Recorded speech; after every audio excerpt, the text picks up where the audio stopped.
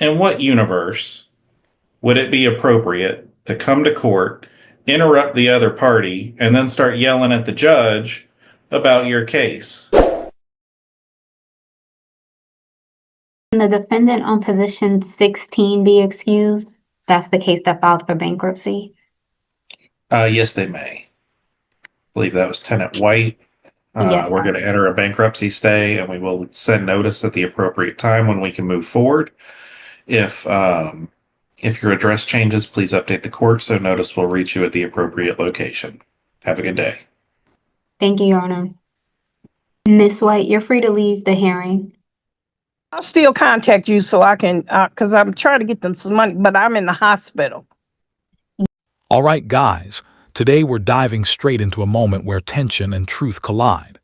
The clip opens with uncertainty, the kind that instantly shifts the emotional balance in the room. You can feel how hesitation shaped every decision leading up to this point, creating a situation where no one really knew what the next step should be. It sets the tone for the unfolding story with a mix of doubt and urgency. You can see my hospital bed. I'm in the hospital. Yes, ma'am. Have your bankruptcy attorney contact me. He has my email address. Okay. All right. All right, I'll do that. Hopefully Have a we good can one. work You're it out. welcome.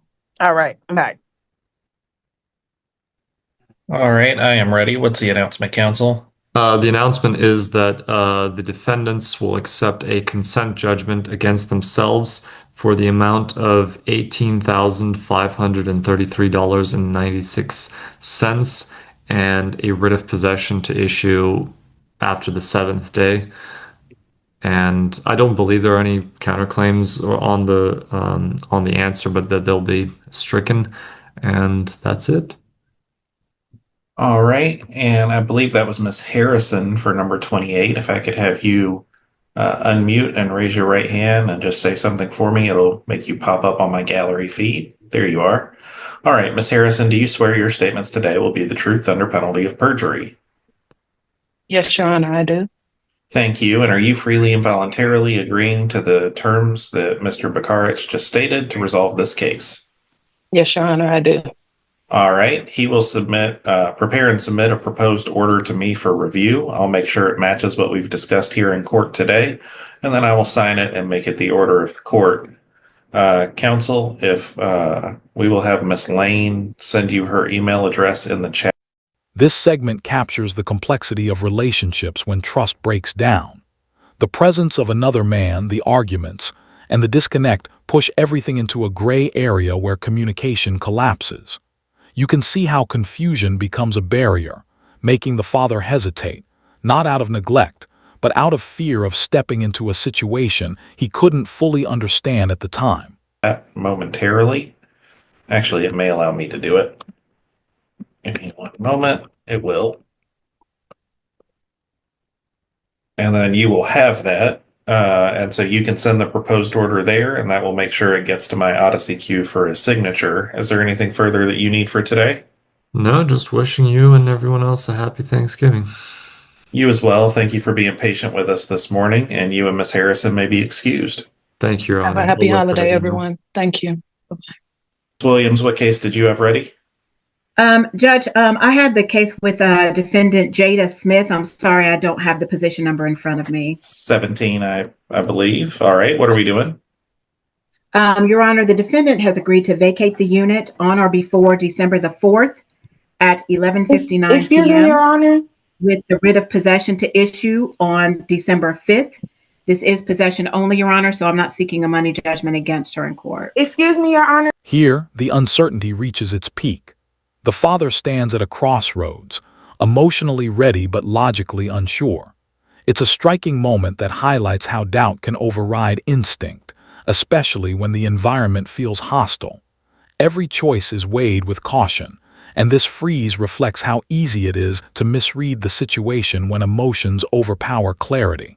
She never explained to me what a money judgment was. This is my first time renting, and I was telling her on the phone that she was being very rude to me and not explaining to me. And I'm asking her what is which, and she never explained to me. She forcefully made me choose. So your solution to this is to interrupt her and come shout at me? I didn't know what to choose, Your Honor. So she forcefully made me say that I would leave on the 4th. This is Attorney Your Honor, Lisa. I did not force her. She hung Yes, up Your on Honor. me. Yes, Miss yes, Williams, I Claiming did. that I was everybody Thank you, be Judge. Talking to me on the quiet. phone, and I yeah. have witnesses that she was over talking me on the Thanks for phone and calling being that very. on. Sorry about that. Um, I ask everyone, are you still currently in the unit, sir? Miss Alvilo, you are not muted. Miss Smith, in what universe would it be appropriate to come to court, interrupt the other party, and then start yelling at the judge about your case?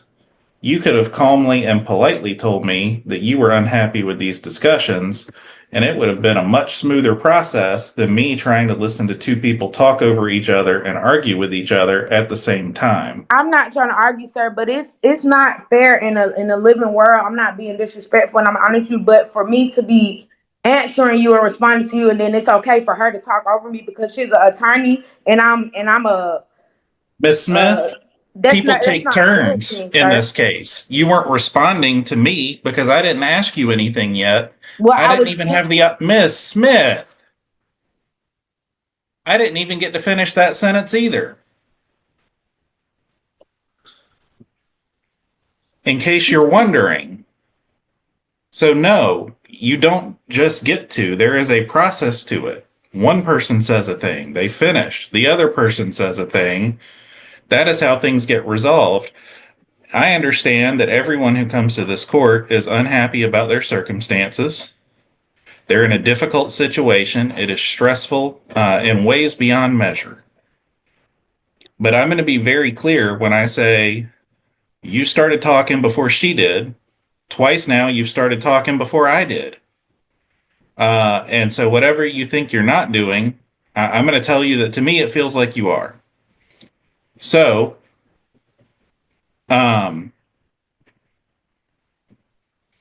offer that is being made to you, Miss Smith, is that if you agree to allow them to apply for a writ of possession on December 4th, they would not seek a money judgment against you. A money judgment is a judgment that would go on your credit that you would have to pay back over time, that would accrue interest, and they would have ways that they go through various legal processes to try and secure that judgment. What they are telling you, if an eviction is appropriate under Georgia law, then they can apply for you to be removed from the property 7 days after the court's final order. Based on the math I'm doing, it sounds like they are willing to extend that number to 10 days. They are willing to seek no money judgment on the case. That means any back rent that you owe, if there is any. I don't know the circumstances. I haven't reviewed that particular pleading to see what they're asking for because we aren't going to trial yet. They're saying that they would not seek that judgment as part of this case in exchange for you agreeing to leave within 10 days and them having the right to apply for a writ of possession if you are still there on day 11. That is their offer to you to resolve the case, and it is your decision whether you accept that or not. So, with that explanation hopefully providing some assistance for today, This part shifts the entire dynamic. The DNA test becomes the anchor, solid, undeniable, final. Suddenly, the fog lifts and the truth lands hard.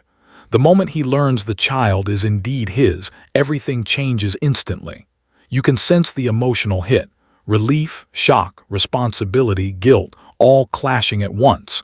It's a turning point that snaps the story into focus.